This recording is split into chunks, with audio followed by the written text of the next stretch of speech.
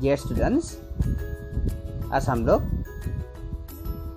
अध्याय नंबर 11 यानी गुप्त साम्राज्य का उत्थान उसी पाठ का पढ़ने जा रहा है। पिछले क्लास में हम लोग वही लेसन का शुरू किया था और शॉर्ट नोट के आकार में गुप्त साम्राज्य का कौन कौन राजा था, कैसे श्रीगुप्त से शुरू होकर राजा अलग अलग भारत का स्थान पे साम्राज्य विस्तार किया था, उसके बारे में हम लोग चर्चा की थी। आज हम लोग वही गुप्त साम्राज्य का उत्थान यानी पाठ नंबर 11 और पेज नंबर जो 106 में है उसके बारे में किताब में क्या दिया हुआ है, किताब से लेके हम लोग चर्चा करेंगे। ठीक है, तो तुम लोग 106 पेज नंबर निकाल के पढ़ने के लिए कोशिश करो। आज हम लोग कवर करेंगे 106 से लेके 107 पेज तक। 107 पेज तक नेक्स्ट पेज का जो मैप का बनाना है, तुम लोग मैप का तक नेक्स्ट पेज में जो है उसके बारे में हम लोग इतने तक पढ़ेंगे। ठीक है, तो अभी तुम लोग ध्यान दो। पहले तुम लोग क्या देखो, इधर ये जो लेसन है, ये जो पाठ है, उसका पढ़ने के बाद तुम लोग क्या क्या मिलेगा। ठीक है, देखो इसका मुख्य ये बिंदु है, यानी जो गुप्त साम्राज्य है, गुप्त राजा ने रूल किया था। जैसे तुम लोग पिछले क्लास 2-3 लेसन में, इसलिए लेसन में तुम लोग पाठ में मयूर काल के बारे में, कैसे मयूर काल में अलग अलग देशी विदेशी शासक ने, राजा ने रूल किया था, शासन किया था, उसके बारे में मिला था। अब मयूर काल के बाद गुप्त साम्राज्य आया था। इसे गुप्त राजा कौन कौन राजा कैसे भारत में विस्तार किया था। ठीक है, तो पहला बिंदु ही है गुप्त वंश का इतिहास के बारे में, यानी इतिहास सूत्रों के बारे में जानकारी तुम लोग मिलेगा। ठीक है, दूसरे और क्या मिलेगा उसके पढ़ने के बाद लेसन को, गुप्त साम्राज्य के भौगोलिक स्थिति के बारे में जानकारी मिलेगा, यानी कौन कौन जगह में, भारत का कौन कौन जगह में जाके, कौन कौन इलाका में जाके तो गुप्त साम्राज्य राजा ने शासन किया था। ठीक है, तीसरे पॉइंट क्या है, देखो गुप्त शासन व्यवस्था के विषय के बारे में जानना, यानी गुप्त राजा कैसे भारत का अलग अलग स्थान पे जाके राजा ने अपना देश का जो इलाका है उसको विस्तार किया गया था और कैसे शासन व्यवस्था किया था, कैसे राज्य को शासन किया था, उसके बारे में मिलेगा। ठीक है, उसके बाद क्या मिलेगा, देखो भारतवर्ष के इतिहास में गुप्त शासकों का अवदान किया था। ठीक है, तो जो 6-7 राजा ने श्रीगुप्त से लेके समुद्रगुप्त, चंद्रगुप्त प्रथम, चंद्रगुप्त द्वितीय, ऐसे राजा क्या शासन किया था, ये राजा कैसे भारतवर्ष के इतिहास में गुप्त शासकों का कैसे क्या राजा का अवदान था। ठीक है, अवदान क्या क्या था, क्या क्या स्थापत्य भी बनाया था, क्या क्या अलग अलग मंदिर बनाया था, कहाँ कैसा मुद्रा मिला था, सभी कुछ तुम लोग को मिलेगा वही ये लेसन के पढ़ने के बाद। उसके बाद क्या है, देखो गुप्त शासकों के आर्थिक और सामाजिक स्थिति की जानकारी मिलना है। तो ये अलग अलग स्थान पॉइंट में अलग अलग एक क्लास होगा।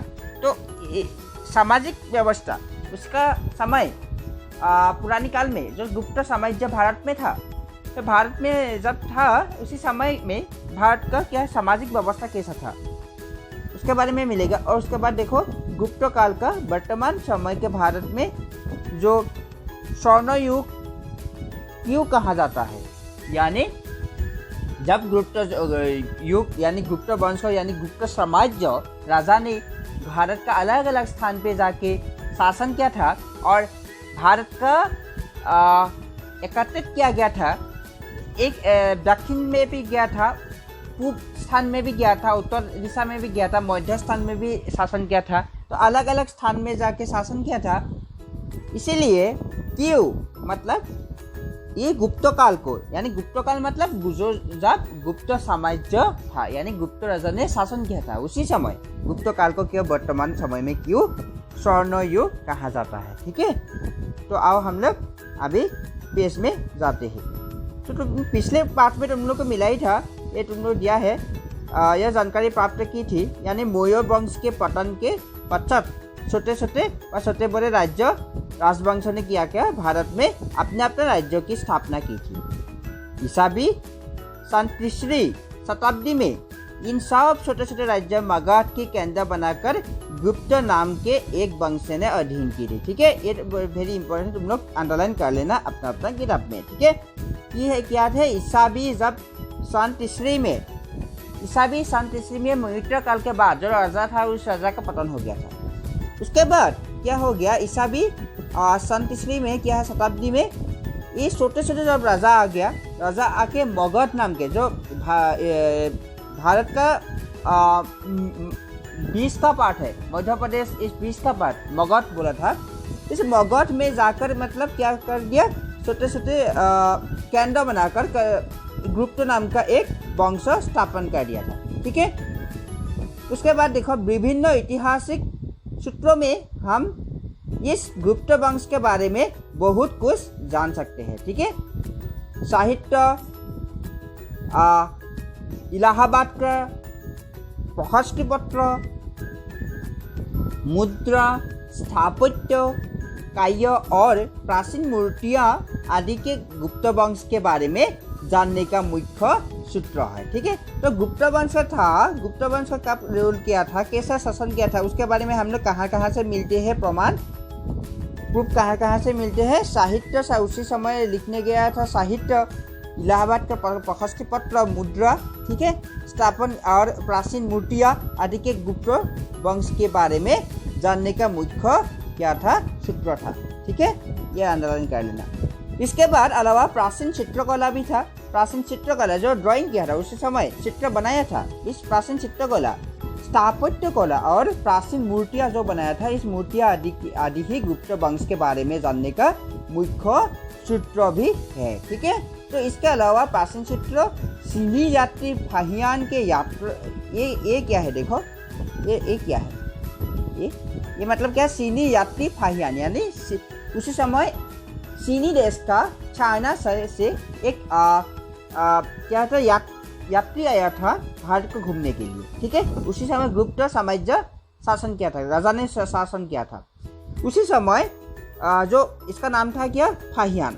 तो गुप्त साम्राज्य के समय जब चीनी यात्री आया था उसका नाम क्या था, फाहियान, ये याद करना है तुम लोग। ठीक है, फाहियान नाम का एक चीनी देश का क्या यात्री आया था, वो आके क्या किया, उसी यात्रा का वर्णन से लिख के गया था। यानी जो यात्री आया था, वो यात्री आके भारत में उसी समय घूमने था, घूमने के बाद क्या क्या मिला था, राजा ने कैसा शासन किया था, उसके बारे में सब कुछ लिख के गया था, यानी वर्णन किया गया था। ठीक है, उसके बारे में से भी हम लोग गुप्त साम्राज्य के बारे में जान सकते हैं। ठीक है, इसके बाद हम बहुत कुछ जान सकते हैं।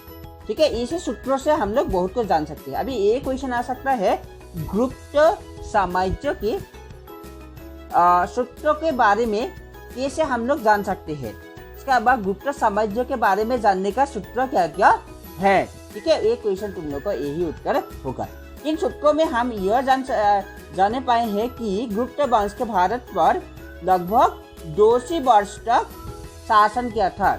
अनुमान किया जाता है कि ईसावी सन 3वीं शताब्दी में श्रीगुप्त ने मगध में गुप्त वंश की स्थापना की थी। ठीक है, तो सन क्या था, ये तुम लोग याद रखना है रे, ये देखो, ये क्या है, ईसा पूर्व सन 3वीं शताब्दी। ठीक है, ईसा पूर्व नहीं, ईसावी, तो ईसावी सन 3वीं शताब्दी में श्रीगुप्त नाम से एक राजा ने मगध में आके गुप्त वंश की स्थापना किया था। तो ये मगध में आके, मगध नाम का जो भारत का केंद्र था, उसमें आके छोटे छोटे राजा ने किया था, रूल किया था। तो उसमें आके मगध स्थान में आके गुप्त वंश का स्थापना की थी। ठीक है, और महाराज की उपाधि भी धारण की थी। तो क्या हो गया, श्रीगुप्त आ गया, श्रीगुप्त नाम का राजा आके मगध में आ गया, और मगध में आके गुप्त नाम का एक साम्राज्य विस्तार किया था, यानी शुरू किया था, स्थापना किया था श्रीगुप्त राजा ने। और उसके बाद क्या हो गया, महाराजा का उपाधि धारण किया था।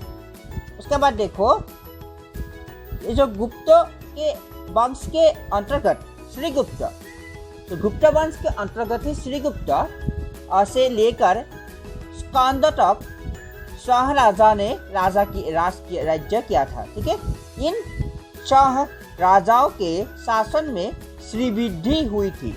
इन राजाओं में से चंद्रगुप्त प्रथम, समुद्रगुप्त और चंद्रगुप्त द्वितीय। ठीक है, श्रीगुप्त ने मगध में आके गुप्त साम्राज्य का शुरू किया था। ईसा भी 3री शताब्दी में, इम्पोर्टेंट है। उसके बाद क्या है, श्रीगुप्त आ गया। श्रीगुप्त इसके बाद क्या कौन आ गया, चंद्रगुप्त प्रथम। तो चंद्रगुप्त प्रथम, इसके बाद समुद्रगुप्त, इसके बाद चंद्रगुप्त द्वितीय। ठीक है, इस राजाओं ने आके जो मगध है, मगध में अपना अपना राज्यों का विस्तार किया गया था, यानी जो गुप्त साम्राज्य है वो विस्तार किया गया था। ठीक है, चंद्रगुप्त द्वितीय का कार्यकाल में काफी उल्लेखनीय है। चंद्रगुप्त के पश्चात कौन आ गया, देखो चंद्रगुप्त के पश्चात भी कोई गुप्त सम्राटों ने गुप्त साम्राज्य पर शासन किया था। ठीक है, लेकिन उनका कार्यकाल विशेष उल्लेखनीय नहीं है। इतिहास में इनका बाद के गुप्त राजा कहा जाता है। ये तुम लोग जो लिस्ट में देख रहा है, प्रथम गुप्त साम्राज्य शुरू किया था पहले श्रीगुप्त ने। ये है श्रीगुप्त ने, इसका समय क्या था, ईसावी शताब्दी 240 से लेके 280 तक। उसके बाद कौन आ गया, दूसरी राजा यानी घटोत्कच। ठीक है, घटोत्कच कितना है, 280 से लेके 390 ईसावी शताब्दी तक। उसके बाद तीसरा कौन आ गया, चंद्रगुप्त प्रथम। ठीक है, तीसरा राजा कौन आ गया, गुप्त डायनेस्टी का गुप्त चंद्रगुप्त प्रथम। इसका समय सीमा था 319 से लेके 335 ईसावी तक। उसके बाद आ गया कौन, समुद्रगुप्त। ठीक है, इस 6वां राजा था समुद्रगुप्त, यानी 335 से लेके 375 ईसावी में राजा किया था, राज किया था। उसके बाद कौन आया था, चंद्रगुप्त द्वितीय। इसका समय क्या था, 375 से लेके 414 ईसावी शताब्दी में। उसके बाद आ गया कुमारगुप्त प्रथम। उसके बाद क्या कौन आ गया, स्कंदगुप्त। ठीक है, 455 से लेके 467। यह जो कितना राजा हो गया, देखो 1 2 3 4 5 6 7। ठीक है, ये 6 राजा ने ज्यादातर कुमारगुप्त प्रथम तक ज्यादातर क्या जो गुप्त साम्राज्य था उसका विस्तार किया गया था। ठीक है, अभी तुम लोग नेक्स्ट पेज में निकालो 107। उसमें देखो, ये तुम लोग मैप देख रहा है कि नहीं, मानचित्र है, मानचित्र का 11.1 है। उसमें क्या दिया है, देखो उसमें क्या दिया है, ये है भारत में गुप्त साम्राज्य का विस्तार। तो ये भारत का मानचित्र है। इसी मानचित्र में ये तुम लोग देखा है अलग अलग कलर है। इस अलग अलग कलर में कौन कौन राजा का कौन कौन देश राजा के समय गुप्त साम्राज्य का विस्तार हुआ था, उसके बारे में अच्छे से दिखाया गया है। तो तुम लोग मैप को अच्छे से देख लेना, 5-10 मिनट अच्छे से देखना, क्योंकि इसमें देखो एक है कामरूप, इधर है मगध, सारनाथ, देखा है, ये है क्या, मथुरा, बोकाटक, मालवा, कटियार, सौराष्ट्र, कालिकट, कदम्ब, चोल, पल्लव, कलिंगा मतलब ये उड़ीसा जो है। ऐसा अलग अलग राज्य था। ये जो था अलग अलग राजा के समय हुआ था। ये व्हाइट कलर जो तुम लोग देख रहा है, प्रथम चंद्रगुप्त साम्राज्य के समय, जो व्हाइट कलर जितना देख रहा है ना, उसी चंद्रगुप्त प्रथम के समय विस्तार किया गया था। उसके बाद दूसरा जो कला दिख रहा है, समुद्रगुप्त द्वितीय के समय। तो अभी तुम लोग को ये भी क्या कलाबाज करना है, ये तुम लोग देखो, मानचित्र को देखकर चंद्रगुप्त प्रथम, मानचित्र को देखकर चंद्रगुप्त प्रथम, समुद्रगुप्त और चंद्रगुप्त द्वितीय के राज्यों की तालिका बनाओ। ठीक है, मैप को देखो अच्छे से।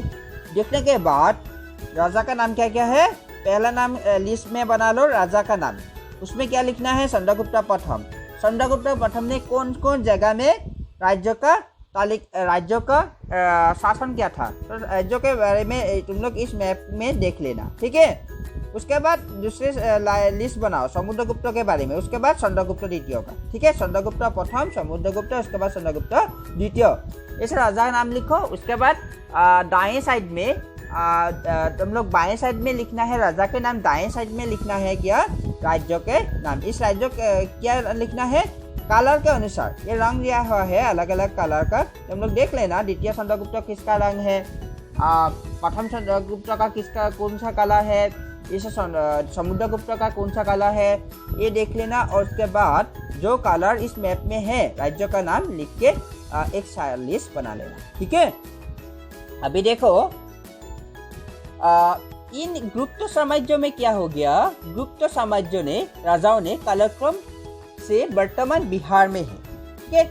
वर्तमान बिहार और उत्तर प्रदेश का केंद्र बनाकर अपना राज्य स्थापन किया था, ठीक है। ये राजा आया था, अलग अलग समय में अलग अलग राजा आया था। राजा कहाँ कहाँ रूल किया था, ज़्यादातर बिहार में ही था, बिहार और उत्तर प्रदेश में। तो इन गुप्त साम्राज्य राजाओं ने क्या किया, कालक्रम में वर्तमान बिहार और उत्तर प्रदेश का केंद्र बनाकर अपना राज्य स्थापना किया था। बाद में इन लोगों ने पूरे भारतवर्ष पर अपना शासन चलाया था। तो पहले शुरू हुआ था मगध से, यानी पहले शुरू हुआ था बिहार और उत्तर प्रदेश से केंद्र कर बना के गुप्त साम्राज्य यानी श्रीगुप्त ने शुरू किया था। उसके बाद अलग अलग राजा आ गया, घटोत्कच आ गया, चंद्रगुप्त प्रथम आ गया, उसके बाद समुद्रगुप्त, उसके बाद चंद्रगुप्त द्वितीय, ऐसा राजा आ गया। अलग अलग राजा ने भारत का अलग अलग दिशा में जाके राज्यों का विस्तार किया गया था। ये तुमको समझ में आ गया। तो यही दिया हुआ है, वर्तमान बिहार और उत्तर प्रदेश का केंद्र बनाकर अपना राज्य स्थापना किया था। बाद में इन लोगों ने क्या किया, राजा ने पूरे भारतवर्ष पर अपना शासन चलाया था। आपके पाठ्यपुस्तक, तुम लोग का जो पाठ्यपुस्तक ये है पढ़ रहा है, इस पाठ्यपुस्तक के पृष्ठ पर दिए गया है जो मानचित्र तुम लोग को अभी मैंने दिखाया। इस मानचित्र को देखकर आप लोग गुप्त साम्राज्य के भौगोलिक स्थिति के बारे में अनुमान लगा सकते हैं, ठीक है। कौन सा जगह कहाँ पे राजा रूल किया था, शासन किया था, कौन कौन राजा राज्य जीत लिया था, उसके बारे में अच्छे से दिखाया गया है। तुम लोग क्या करना है, वही क्रियाकलाप कर लेना, मैं जो तुम लोग को दिखाया, ठीक है। उसके बाद नेक्स्ट पैराग्राफ ये देखो, मानचित्र में दिखाया गया गुप्त साम्राज्य एक ही सम्राट के शासन काल में इतना विशाल नहीं गया था। ये तुम लोग को समझ में आना चाहिए कि गुप्त साम्राज्य का अलग अलग समय में राजा ने रूल किया था। तो ये जो अलग अलग राजा था ना, उसी राजा ने अपना देश के लिए साम्राज्य का विस्तार किया गया था। एक राजा ने जितना किया, उसके बाद नेक्स्ट जो आगे का राजा आएगा, उसके बाद उसको भी ज़्यादा इलाका यानी इसका राज्य विस्तार किया गया था, ठीक है। ये तुम लोग मानचित्र में जितना राज्यों के दिखाया गया है गुप्त वंश का, अलग अलग राजा ने ही इसका राज्यों का विस्तार किया गया था। तो इसी बारे में लिखा गया है।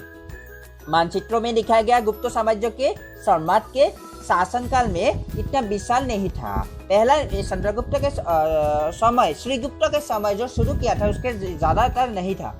उसके बाद ही अपना नेक्स्ट अलग अलग राजा आ गया, तो उसी राजा ने ही अपना राज्य को विस्तार करने लगा, ठीक है। चंद्रगुप्त प्रथम के वैशाली, ठीक है। तो वैशाली यानी क्या है, वैशाली कौन सा है, उत्तर बिहार में है, ठीक है। अभी जो उत्तर बिहार है, उत्तर बिहार का वैशाली। पाटलिपुत्र यानी पटना, बिहार का जो अभी राजधानी है ये पाटलिपुत्र। किसने किस समय का है, देखो चंद्रगुप्त प्रथम यानी घटोत्कच के बाद तो चंद्रगुप्त प्रथम आ गया था। इस चंद्रगुप्त प्रथम ने पहले क्या किया, वैशाली ले लिया यानी उत्तर बिहार को ले लिया। उसके बाद पाटलिपुत्र ले लिया जो पटना अभी है। उसके बाद साकेत ले लिया यानी अयोध्या, ठीक है। उसके बाद प्रयाग ले लिया यानी इलाहाबाद, अभी उत्तर प्रदेश में जो इलाहाबाद है, इलाहाबाद भी ले लिया। और दक्षिण बिहार भी ले लिया। फिर कुछ भागों के जीतकर श्रीगुप्त ने गुप्त साम्राज्य की सीमा पर विस्तार किया। श्रीगुप्त शुरू किया था। श्रीगुप्त के बाद घटोत्कच के बाद चंद्रगुप्त प्रथम आ गया। इस चंद्रगुप्त प्रथम ने क्या किया, पहले बिहार का उत्तर पार्ट ले लिया, उत्तर भाग को यानी वैशाली भाग को शासन करने लगा, विस्तार करने लगा। उसके बाद पाटलिपुत्र ले लिया यानी पटना जो है अभी। उसके बाद साकेत ले लिया जो अयोध्या है अभी।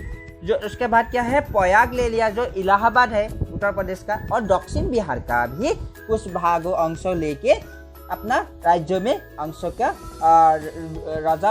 राज्यों का विस्तार किया था। उसके बाद कौन आ गया, समुद्रगुप्त। इसका पुत्र आ गया समुद्रगुप्त। समुद्रगुप्त ने दक्षिण उत्तर दक्षिण और पूर्व भारत में बहुत से स्वतंत्र ये किया गया, स्वतंत्र राज्यों के जीत कर भी अपना साम्राज्य की सीमा बढ़ा ली थी।